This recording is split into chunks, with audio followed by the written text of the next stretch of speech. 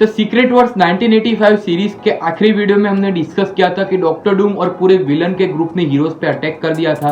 तो उसी के कंटिन्यूएशन में आगे बात करते हुए डॉक्टर डूम और पूरी विलन की कंपनी हीरो को भगाने के बाद हीरो को हेडक्वार्टर को डिस्ट्रॉय पूरी तरह कर दिया था। वहीं पे खड़े थे तो डॉक्टर डूम ने पूरे हीरोज के हेडक्वार्टर को इंस्पेक्ट करना स्टार्ट कर दिया। वैसे ही साथ में विलन के ग्रुप पार्टी मना रहे थे, जश्न मना रहे थे कि उन लोगों ने हीरो को हरा दिया, भगा दिया उनको, और बहुत खुश थे। लेकिन डॉक्टर डूम ने तुरंत ही भाग लिया और सिचुएशन का पता लगा लिया कि हीरोज अभी तक मरे नहीं है, वो कहीं दूर भाग के चले गए हैं। तो जैसे उन्होंने देखा कि सारे हीरोज यूनाइट कर रहे थे, एक साथ इकट्ठे हो रहे थे, उन्होंने अपनी विलन पार्टी को ऑर्डर दे दिया कि फटाफट से अटैक करना स्टार्ट कर दो, जिससे ऑलरेडी वुंडेड या फिर इंजर्ड हीरोज पे अटैक करने से वो तुरंत मर जाएंगे और हमको जीत मिल जाएगी, जिससे हमको बियॉन्डर की प्राइज मिल जाए। तो उसी कारण से सभी विलन स्टार्ट हो जाते हैं हीरो पे अटैक करने। बड़े बड़े साइज के रॉक बिना देखे फेंकने लगते हैं, जैसे हम लोग बचपन में पत्थर फेंका करते थे तालाब में। एक से बड़े एक रॉक आके हीरोज पे तुरंत गिर रहे थे। लेकिन उसी मोमेंट पे मॉलिक्यूल मैन ने अपना जादू दिखाना शुरू कर दिया।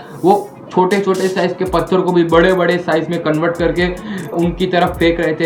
हॉकआई था, आयरन मैन था, स्पाइडरमैन था, हल्क था, सभी वो बड़ी बड़ी डेब्रिज को बर्स्ट कर रहे थे। लेकिन मॉलिक्यूल मैन की एक करामात सभी हीरोज पे भारी पड़ गई। उसने एक रॉक को इतना बड़ा साइज, मतलब माउंट एवरेस्ट या फिर हिमालय रेंज से भी बड़ी साइज का कन्वर्ट करके हीरोज पे फेंक दिया। लेकिन ये सब सिचुएशन के बीच थॉर और एन्चांट्रेस के बारे में मैंने जैसे आखिरी वीडियो में बात की थी, नहीं पता चला क्या चल रहा है ये सब। मैंने आखिरी के वीडियो में ही बोला था, आपको ये सब बात अगर ना पता चल रही हो तो आप प्रीवियस वीडियो को प्लीज चेकआउट कर ले, जिससे आपको पूरी की पूरी स्टोरी की लिंक होके मिल जाए। उसके ऊपर लिंक फ्लैश हो रही है, आप उसको टच करके प्रीवियस वीडियो को चेकआउट कर सकते हो कि मैंने थॉर और एन्चांट्रेस के बारे में क्या बात की थी और वो कैसे एस्केप करके चले गए।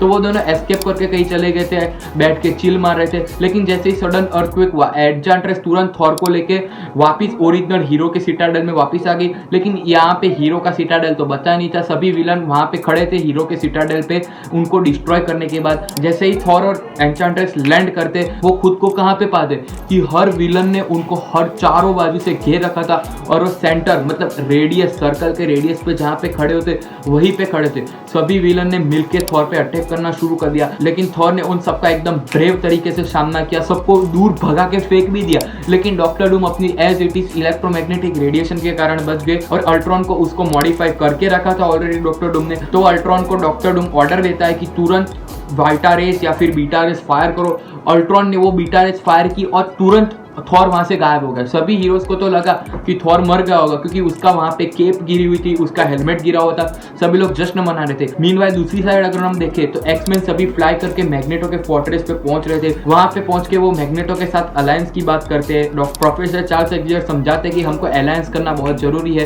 तभी हम जीत सकते हैं, विलन को हरा सकते हैं। लेकिन उसी समय वास्प अपने असली तेवर दिखाती है, वो धोखा देती है मैग्नेटो को।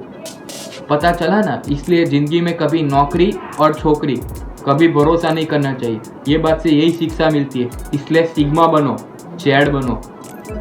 तो वास्प धोखा देके वहां से भाग जाती है, इलेक्ट्रोमैग्नेटिक बीम फायर करती है। मैग्नेटो जैसे ही वो भाग रहे हो तो उसको अटैक करने की कोशिश करता है। प्रोफेसर चार्ल्स एक्जेवियर उसे रोक के ये बताते हैं कि मैं खुद उसको कंट्रोल कर सकता था, लेकिन मैंने ऐसा नहीं किया क्योंकि मुझे उसकी जरूरत नहीं लगी, क्योंकि वास्प हमारे बाद में काम आ सकती है। मीनवाइल जहाँ पे सभी एवेंजर्स माउंटेन के नीचे दबे हुए थे, हल्क वो बहुत बड़े साइज का माउंटेन, मतलब अप्रोक्सीमेटली हिमालयन रेंज की साइज का माउंटेन लेके खड़ा हुआ था। बाकी सभी एवेंजर्स उसके सराउंड में खड़े हुए थे। जैसे कृष्ण भगवान ने अपनी उंगली पे पूरा माउंटेन गोवर्धन पर्वत खड़ा कर दिया था। उसी से आप एकदम छोटा, मतलब 0.1% उसको कंपेयर करके पैरेलली सोच सकते हैं। हल्क ने पूरा माउंटेन रेंज ऐसे अपनी दोनों आर्म से लेके खड़ा था।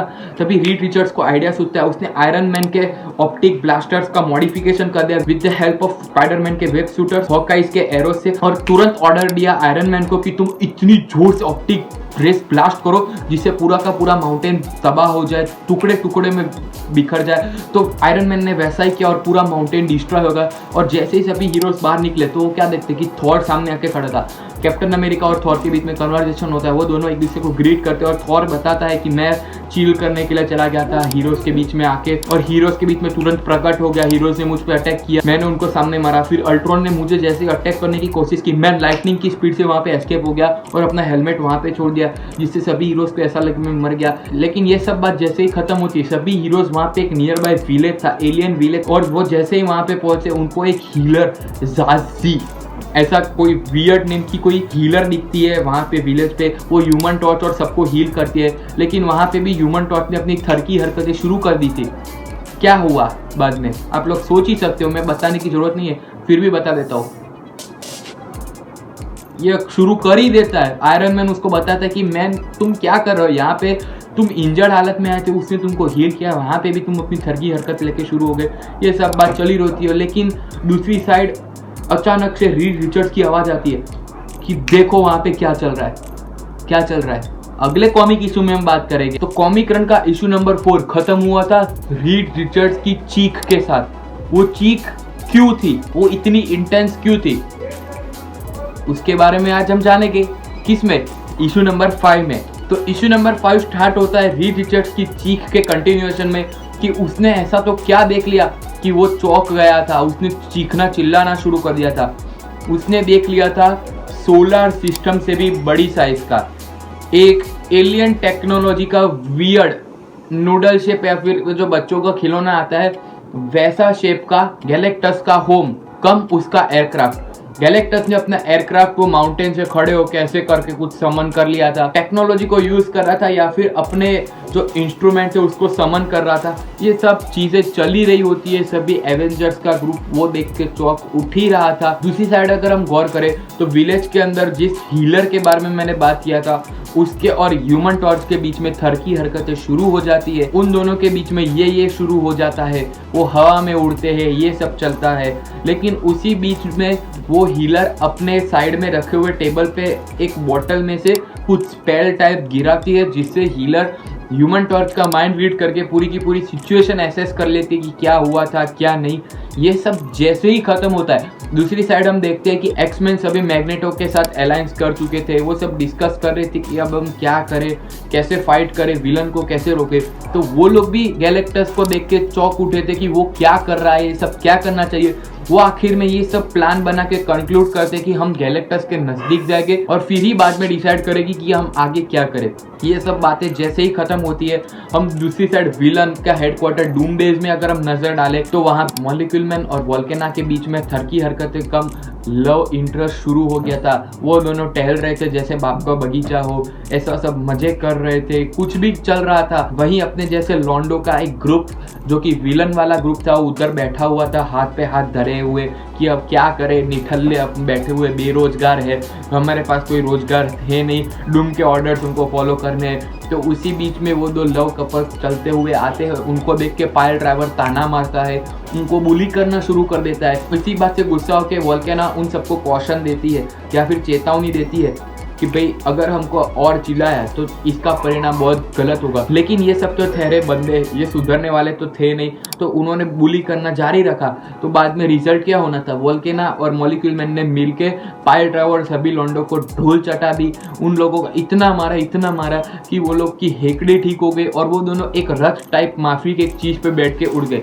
ये सब सीनारियो या फिर ये सब जो फिलर चीजें जैसे ही खत्म होती है दूसरी साइड अगर हम नजर डालें तो डूम बेस के अंदर जहाँ पे डॉक्टर बैठ के कुछ सोच रहा था या फिर अपनी कुछ चीजें प्लान कर रहा था, वहां पे एन्चेंट्रेस चल के आती है। वो आके बोलती है कि इस नकाब के पीछे कौन सा चेहरा छुपा हुआ है, ये आज मुझे देखना है। वो ट्राई करती है अपनी बातों में फिसला के या फिर बातों में उलझा के डॉक्टर डूम का मास्क उतरवा दे। डॉक्टर डूम एक टाइम पे रेडी भी होता, लेकिन अपना डॉक्टर डूम ठहरा, पता लग गया होगा, चैड आदमी, उसने मना कर दिया टाइम पे और एन्चेंट्रेस को भगा दिया वहां से।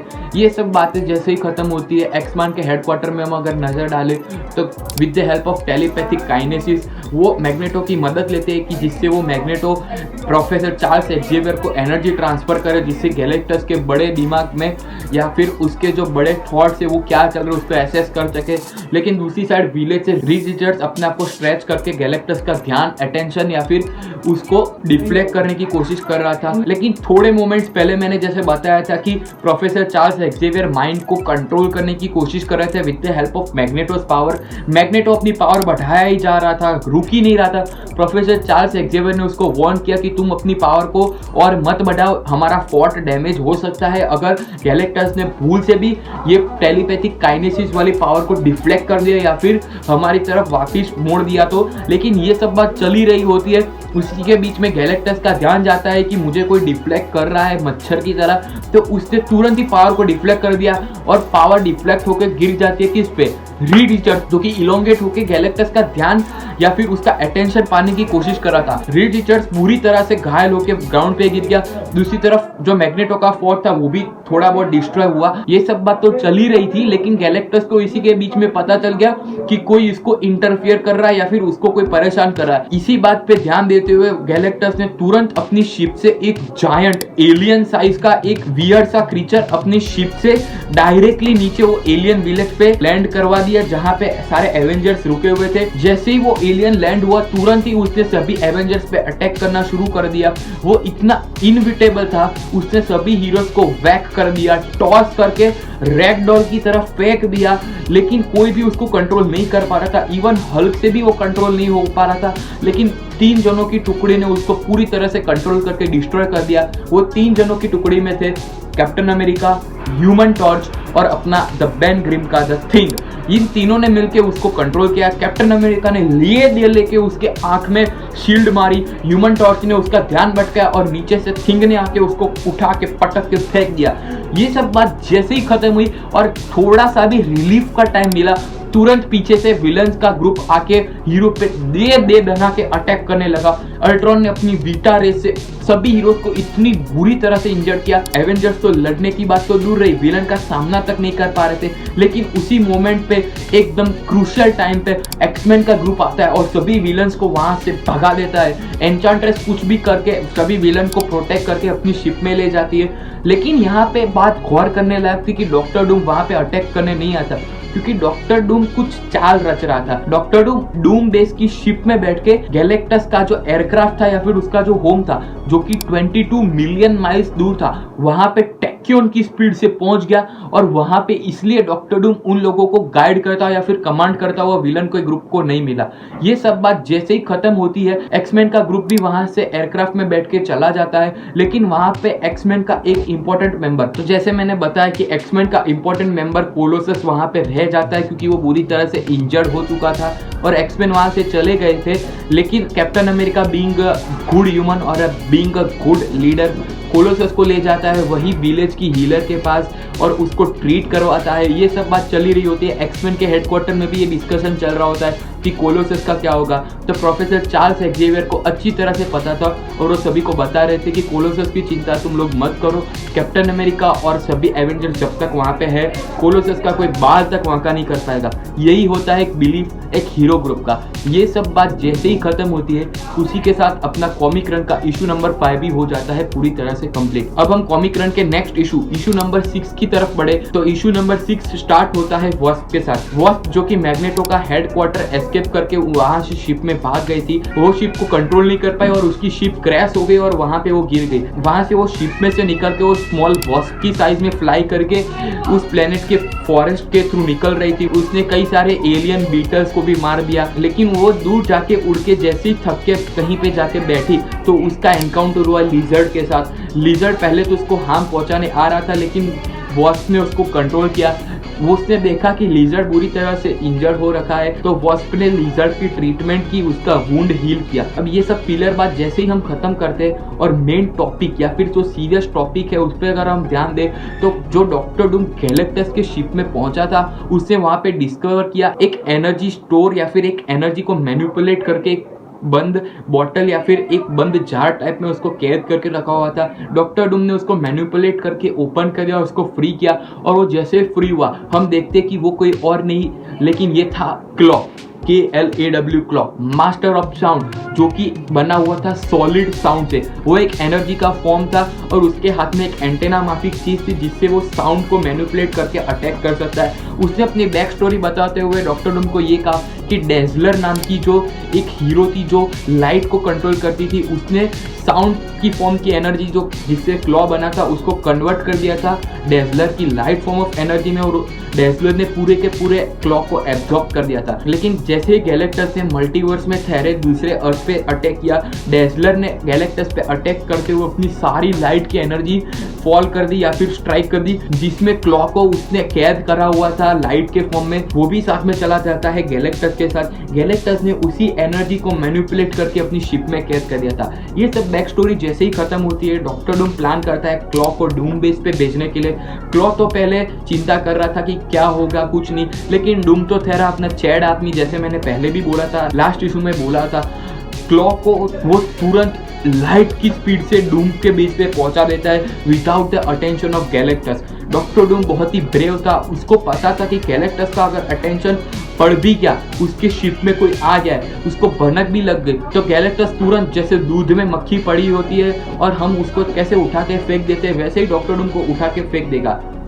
ये बात प्रैक्टिकली सच भी हो जाती है, लेकिन वो नेक्स्ट इशू में आपको जानने मिलेगी। नेक्स्ट इशू का वीडियो आपको तुरंत या फिर सबसे पहले देखना है तो चैनल को सब्सक्राइब करना मत भूलना और बाजू में आने वाला बेल आइकन को भी प्रेस कर देना, जिससे तुरंत आपको पता चल जाए कि नया इशू अपलोड हुआ है। अगर हम आगे स्टोरी को कंटिन्यू करें तो एक्समैन का पूरा ग्रुप और मैग्नेटो वापिस मैग्नेटो के हेडक्वार्टर में पहुंचते, जहां पे टेलीपैथिक काइनेसिस से हुआ नुकसान सभी एक्समैन मिलकर ठीक कर रहे थे। तो वहां पे professor Charles Xavier Doom base में अपनी टेलीपैथिक काइनेसिस की मदद से सब कुछ एग्जामाइन कर रहे थे, प्लान देख रहे थे कि क्या कुछ प्लानिंग चल रही है, कौन क्या कर रहा है, क्या प्लान बना रहा है, किसकी क्या स्ट्रेंथ है, ये सब एग्जामिन कर रहे थे। सभी को उन्होंने एग्जामिन कर लिया। आखिरी में वो एन्चेंट्रेस का माइंड रीड करने गए, लेकिन एन्चेंट्रेस ठहरी एक मैजिशियन गॉड, उसको तुरंत पता चल जाता है किसी ने मेरा माइंड मैनिपुलेट करने की कोशिश भी की है। उसने वो तुरंत वांडा वाला सीन रिक्रिएट किया और प्रोफेसर चार्ल्स एक्जेवियर के दिमाग में घुस के तुरंत ये बोल दिया कि you little foolish creature, you won't be able to control my mind. और तुरंत उसने ऐसा बोल के सभी विलन्स के माइंड को मैजिकली शील्ड कर दिया, जिससे प्रोफेसर चार्ल्स एक्जेवियर उनका माइंड रीड ना कर सके। लेकिन तब तक हो चुकी थी देरी। लेकिन प्रोफेसर चार्ल्स एक्जेवियर ने सभी का माइंड रीड कर लिया था और पता चल गया था कि विलन का एक ग्रुप एक एयरक्राफ्ट में बैठ के कहीं दूर वॉल्केनिक प्लेन में जाने वाला है। तो प्रोफेसर चार्ल्स एक्जेवियर ने तुरंत ही वुल्वरीन, रॉग और साइक्लोप्स को ऑर्डर दिया कि तुम वहीं उसी वॉल्केनिक प्लेन पे तुरंत विलन के ग्रुप के आने से पहले पहुंच जाओ। तो वो लोग वैसा ही करते और वहां से निकल जाते, लेकिन वो जैसे ही निकलते वहां पे स्ट्रॉम, जो कि एक्समैन का एक इंटीग्रल पार्ट है, वो प्रोफेसर चार्ल्स एक्जेवियर से अड़ जाती है एक बात पे कि मैं लीडर हूँ या फिर मैं लीडर होनी चाहिए, इन सबको मैं कमांड दूं, आप बिल्कुल डिजर्व नहीं करते कि एक्समैन को आप कमांड दे। प्रोफेसर चार्ल्स एक्जेवियर और स्ट्रॉम के बीच में ये बैंटर बहुत ही लंबा चलता है। प्रोफेसर चार्ल्स एक्जेवियर से समझाते हैं कि तुम बैटल के टाइम पे कमांड दे सकते हो, लेकिन तुम्हारे पास इतनी इनफ टैक्टिक्स या फिर स्ट्रेंथ नहीं है कि तुम एक्समैन को हैंडल कर सको, क्योंकि ये बहुत ही वॉलेटाइल ग्रुप है और इनको हैंडल करना बहुत ही रिस्की बात है। ये सब बात खत्म होती है। अगर हम दूसरी साइड शिफ्ट करें, एवेंजर्स के ग्रुप की बात करें, तो विलन के अटैक से पूरा जो विलेज डैमेज हुआ था उस सब का रिकंस्ट्रक्शन का काम चल रहा था। हॉकआई और स्पाइडरमैन के बीच में बातचीत चल रही थी। कैप्टन मार्वल और आयरन मैन के बीच में कुछ कन्वर्सेशन चल रही थी। उसमें कैप्टन मार्वल ने कुछ ऐसा ताना मार दिया, आयरन मैन का दिमाग चढ़ गया और वो वहां से चला गया और वो खुद के काम में लग गया। सब बात चल रही थी। उसी के बीच में हम ह्यूमन टॉर्च का थर्कीपना वापिस देख सकते हैं। वो जो एलियन हीलर थी, जिसका नाम प्रोबेबली जाजी या फिर जाजी, आप देख लेना प्रोनाउंसिएशन के बारे में, मैं कंफर्म नहीं हूँ उसको क्या प्रोनाउंस करे। वो उसको लेके हवा में चला जाता है, वहाँ पे फ्लाइंग जट वाला सीन रिक्रिएट करता है। ये सब बात जैसे ही खत्म होती है, ये सब वापस से कंस्ट्रक्शन के काम में लग जाते हैं। लेकिन दूसरी साइड वॉल्केनिक प्लेन की हम बात करें तो वहाँ पे विलन का एक ग्रुप जो कि एयरक्राफ्ट में बैठ के आया था, उस विलन के ग्रुप में थे titania, doctor Otto Octavius, absorbing man और मॉलिक्यूल मैन। ये सब जैसे ही पहुंचे, वो लोग क्या पाते कि सामने से एक्समैन का ग्रुप, जिसमें 3 एक्समैन, रॉग, साइक्लोप्स और वुल्वरीन, वहीं पे लैंड करते। फिर होना क्या था, जैसे 2 अलग अलग गली के कुत्ते आमने सामने आते और भौंकते जैसे फाइट करते, वैसे ही फाइटिंग शुरू हो चुकी थी। यहाँ से हीरोज के ग्रुप में साइक्लोप्स लीड कर रहा था और डोमिनेट कर रहा था, वहां से विलन के ग्रुप में टाइटेनिया उन सबको लीड कर रही थी और डोमिनेट कर रही थी। ये सब जैसे ही फाइट चल रही होती है, साइक्लोप्स अपनी लेजर बीम फायर करता है और मॉलिक्यूल मैन को इतना बुरी तरह से इंजर्ड करता है कि वो लगभग मर गया था। इसी सब फाइट के बीच में वुल्वरीन साइक्लोप्स की लेजर बीम से इंजर्ड हो जाता है। जैसे ही एब्जॉर्बिंग मैन अपनी अकड़ दिखाता है, वुल्वरीन तुरंत जाके उसका एक हाथ काट के दूर फेंक देता है और एब्जॉर्बिंग मैन का हक्का बक्का गुल हो जाता है। और एक्समैन के ग्रुप ने रियल तेवर दिखाते हुए विलन के ग्रुप को वहां से ये लात मार के भगा दिया और मॉलिक्यूल मैन को तो लगभग मार दिया था। ये तो साइक्लोप्स वहां पे बैठ के थोड़ी देर सोचता है और वो आखिर में जाकर वो कंक्लूजन पे आता है कि वो एक वॉल्केनिक जो इरप्शन थे उसको बर्स्ट कर देगा अपनी लेजर बीम से।